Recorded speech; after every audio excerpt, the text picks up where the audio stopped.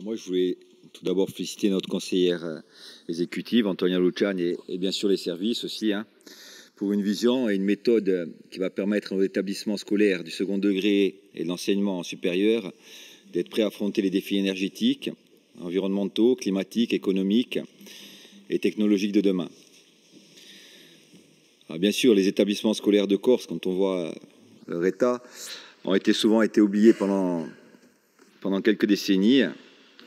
J'espère que bientôt, ils vont pouvoir s'inscrire dans la modernité du XXIe siècle.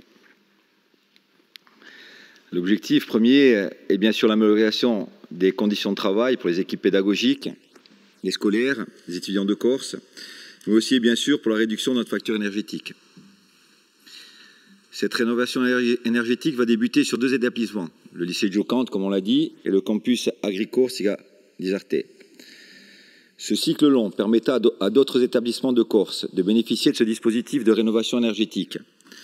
D'ailleurs, c'est le président du conseil exécutif, je ne sais plus si c'est ce matin ou hier, qui l'a dit, 15 millions d'euros vont être fléchés sur cette programmation. La méthode, la vision, le concret, c'est ce qui a caractérisé les services et notre conseil exécutif sur de nombreux programmes pour l'enseignement. Aujourd'hui, je vais parler en ma qualité de président du conseil d'administration du campus Agricorse d'Isarte. Et ça, je peux vous le confirmer, parce qu'à notre arrivée en 2015, on avait un établissement qui était complètement dégradé. D'ailleurs, je peux le rappeler, le premier acte politique du président, son premier déplacement, il s'est rendu à Sartène, il s'est arrêté au lycée agricole, et il y avait des dortoirs qui étaient dans un état de délabrement avancé. Donc ça a été son premier acte politique. Donc on a refait des dortoirs. Actuellement, il y a des projets aussi de rénovation des bâtiments. Donc là, ce qui va être engagé sur le lycée agricole de Sartène, c'est 1,7 million, avec un calendrier qui a été établi, donc sur une période de 4 ans, et voire plus, puisqu'on est sur une période entre 4 et 5 ans. Donc, pour reprendre sur la méthode, ça a été une première phase. Première phase, il a fallu trouver un AMO performant, ce qui n'est pas toujours évident dans ce type de travaux de rénovation. Donc ça a été fait. On a eu bien sûr des solutions qui ont été données, avec un diagnostic très précis qui a été fait sur l'établissement, sur l'ensemble du campus. Et l'objectif, c'est donc d'atteindre, bien sûr, de réduire la facture énergétique de 50%. Donc ce qui est énorme pour notre établissement, puisque c'est de l'argent, bien sûr, qui sera des frais en moins pour l'établissement et qu'on pourra réinvestir sur d'autres secteurs.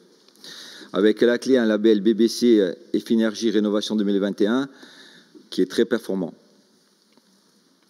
Alors tout cela aussi, c'est très compliqué parce qu'il y a quand même une vie administrative et une vie scolaire au sein du lycée. Il va falloir en tenir compte pendant la durée des travaux. Donc ça a été pris en compte aussi. Alors la rénovation, ça va être les huisseries, l'isolation extérieure des murs, les toitures. On parlait tout à l'heure de biomasse. Donc il y a une chaudière biomasse à plaquettes qui sera installée, qui sera adossée aussi à une chaudière à gaz en cas de panne. Donc ça c'est important. Aussi un système de refroidissement pour les périodes chaudes, avec un système de VMC nouvelle génération. Ensuite, bon là on va parler de la méthode, on va parler de la vision aussi. Ce qui est important, c'est quelle vision on a, quelle vision politique on a aussi par rapport à nos établissements, soit les établissements scolaires, mais ça peut être aussi les établissements de la collectivité de Corse. Alors bien sûr, en premier lieu, c'est la formation de nos jeunes pour qu'ils puissent s'inscrire dans la modernité avec des établissements et des outils performants. Mais c'est aussi une vision pour préparer et affronter les nombreux défis économiques, environnementaux et bien sûr climatiques qui nous attendent.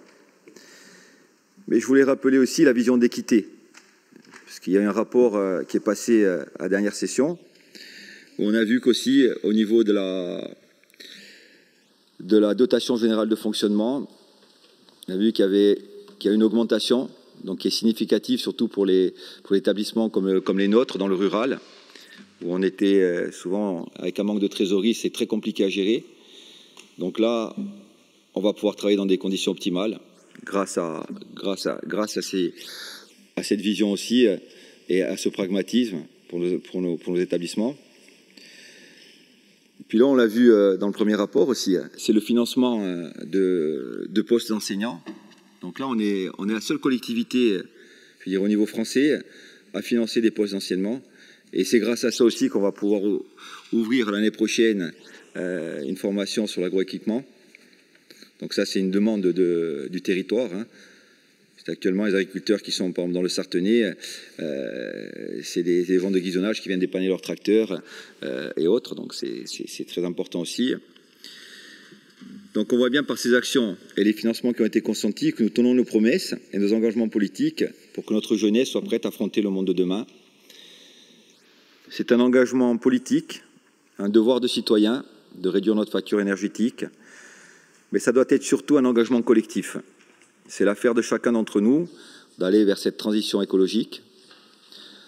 En commençant aujourd'hui par 2 établissements, c'est la première pierre d'un chantier gigantesque que notre collectivité va engager sur l'ensemble de ces bâtiments.